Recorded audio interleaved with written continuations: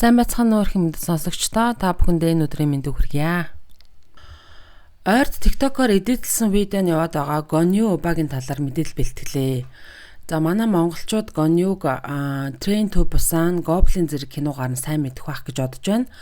Ерөнхийдөө өнөөдөр түүний тоглосон олон кинонуудыг нэг бүрчлэн дурдахгүй. Тэрсээ Google-ээс бүх тоглосон киног нь мэдэх гэвэл боломжтой учраас бүгдийг нь дурдахгүй гэж байгаа юм шүү. За жүжигчин маань 1979 оны 7 сарын 10-нд төрсөн. Одоо 45 настай юм байна. Айлын 2 хүүхдийн нэг нь бөгөөд ганц эрэгтэй хүүхэд нь ажээ. Тэрээр 10 жилээ төгсөөд Күний их сургуулийн театр киноны ангийг түргэсэн байна. Түүний карьер нь 2001 оноос эхэлсэн бөгөөд туслах дүр тоглож яваад 2005 оноос 7 онуудад Кофе ханхүү гэдэг драм тоглож өөрийн дебютээ хийсэн юм байна. Тэр дүрээрээ анх алдаршиж эхэлсэн байна. 2008 оны 1 сараас 2009 оны 12 сар хүртэл хугацаа цэргийн албаа хаагаад иржээ. Ингээд түүний тоглосон бас нэгэн алдартай кино бол хөгжлийн бэрхшээлтэй хилгүй дөлий хүүхдүүдийн асрамжин газарт болсон гэмт хэрэг гардаг Silenced гэдэг кинонд 2011 онд тоглосон байна. Энэхүү кинонд гарсан даруйдаа олон нийтийн дургуйцал уур бухимдлыг дээд зэгт нь хүргэж энэ болсон явдалд орооцолдсон хүмүүсийн хэргийг дахин нээхэд хүргэсэн байна. Улмаар арт түмний дуу хоолой үндэсний ансамбльд хүрж хөгжлийн бэрхшээлтэй бага насны хүүхдүүдийн эсрэг секс гэмт хэргийг хэрхэн шийдвэрлэх талаар шинжилсэн засгийн газрын тогтоол гаргахад хүрсэн юм байна. Тэрээр 2014 оны 7 сард Нэгдсэн үндэсний байгууллагын хүүхдийн сангийн онцгой элчээр сонгогдсон бөгөөд энэхүү ажлынхаа хүрээнд олон оронд очиж хөгжил буурай орнуудын бага насны хүүхдүүдийн нөхцөл байдлыг олонний анхааралд авчрах ажилд оролцож байжээ. Үүний дараа 2016 онд алдарт Бусан хүрэх галтрыг кинонд гарч зөвхөн өмнөд Солонгост хийхэд 11 сая гаруй хүн үзэж шууган тарьжээ. 2016 оны 12 сард мөн алдарт драма болох Хамгаалагч ганцаардмал агуу бурхан драманы Goblin тоглосон байна. Энэхүү драма нь маш том амжилтыг авчирч Gonyo маань Bixan Award-ын шилдэг эрэгтэй дүрийн шагналыг энэ дүрээр авчээ. Ингээд 2021 оны сүүлээр Squid Game цувралын 1-р бүлэгт худалдаачин элсүүлэгчийн дүрээр гарч ирдэг. 2024 оны 2-р улирал дээр мөн тоглосныг нь үзэгчд маань санаж байгаа зэ. Тэрээр анх уулна ажлын шахуу хуваарийн улмаас Squid Game цуврал тоглохоос татгалзах бодолтой байсан боловч дүрийнхээ үйл явдлыг сонсоод зөвшөөрсөн байна. Энэ цуврал дээр Gonyo элсүүлэгч болоод гол дүрийн жүжигчин Lee Jong-jae-г алгадах болно гэдгийг сонссон даруйдаа тоглохыг зөвшөөрсөн байна.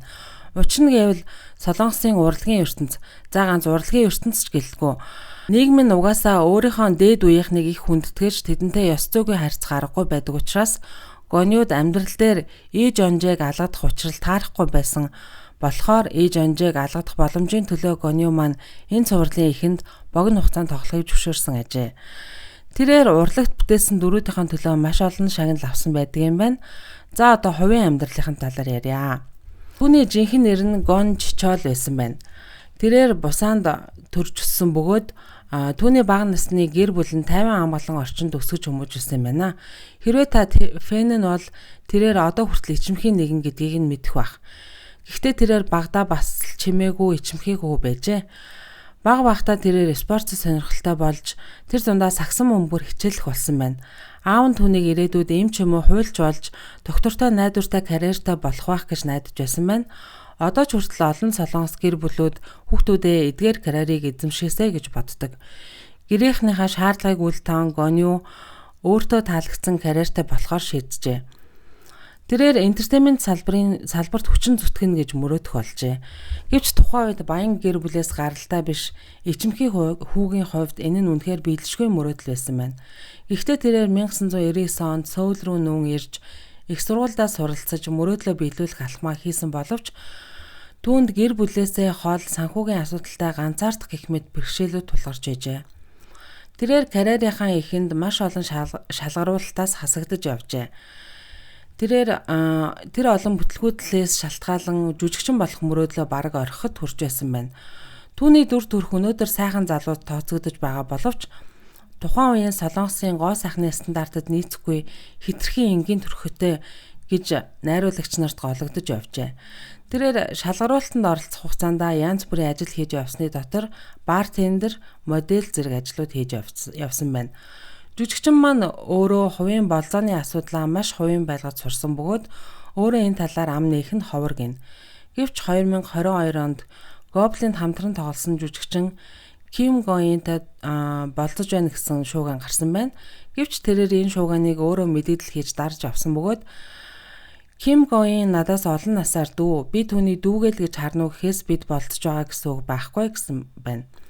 Фэнүүд нь тэрнийг 2008 онд Жэжүүд аяллаар жүжигчин Им Сужунтай хамтран явж байгааг хараад болцож байна хэмээн амд амжиг ярьсан боловч үнэндээ тэд найзуудаараа зугаалж явсан тогтогдсон байна. 2011 онд Им Сужунтай Америкт гэрэлтэй батлуулсан гэсэн шууган гарсан боловч тусайхан агентлагууд уг ховж үеийг худлаа хэмээн мэдэгджээ. 2017 онд Ким Гоинтай гэрлэлтэд батлуулах гэж байна гэж шууган дэгдсэн боловч энэ нь бас л худлаа яриа байсан бол л та. Түүнээс сурвалжлагч яагаад эмэгтэйчүүдтэй холбогддог талаар асуухад тэрээр би өөрөө хувь хүн маань өөртөө тийм ч итгэлтэй бишээ. Би эмэгтэй хүн дээр очиод танилцъя гэх мэт яриа өгөх тал дээр муу гэсэн байна. Түүнийг олон нийтийн өмнө үерхлээ зарлаагүй шалтгаанаар зарим шар хэвлэлүүд ижил хүйстэн байж магадгүй гэсэн мэдээ гаргасан бөгөөд үүнд нь Гонью инээдээр хариулж түүнийг модель хийдэг байх үеэсээ дотносон нөхөрсөн жүжигчин Кан Донвоныг мөн ижил хүйстэн байх тэр хоёр хос байх хэмээн ховж тархсан байна.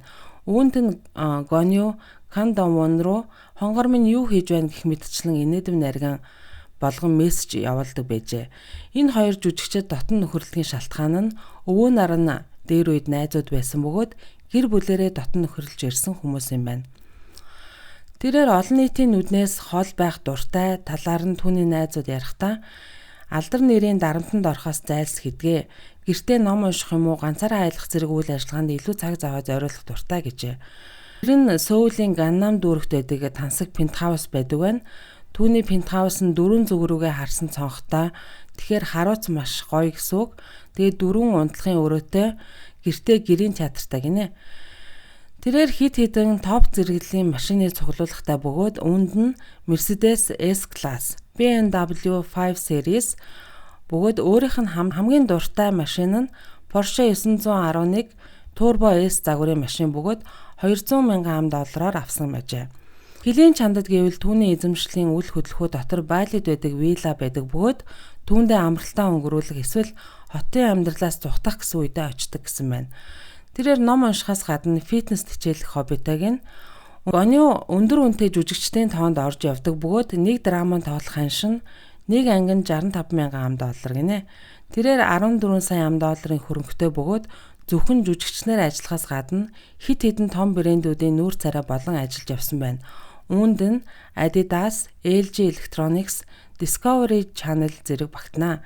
Тэрээр маш хөгжилтэй зан чанартай бөгөөд бас маш өгөөмөр бөгөөд гамшигт өрсөн хүмүүст болон хөгжил буруу оронд баг сургууль барих зэрэг таньдав ихээр өргөдөг гинэ. Мөн амьтанд их хайртай бөгөөд амьтдын эрхийг хамгаалах байгууллагын төлөөлөгчөөр сонгогдож явсан удаатай гэжээ. За шин драманы тухайд 2025 оны 1 сарын 12-наас эхлэн жүжигчин Сон Хё Гётай хамтран Slowly But Intensely гэдэг драманы зураг авалтаа эхлүүлж байгаа гинэ. За өнөөдрийн бэлтгэсэн мэдээлэл маань энэ хүрээ дуусч байна. Баярлалаа.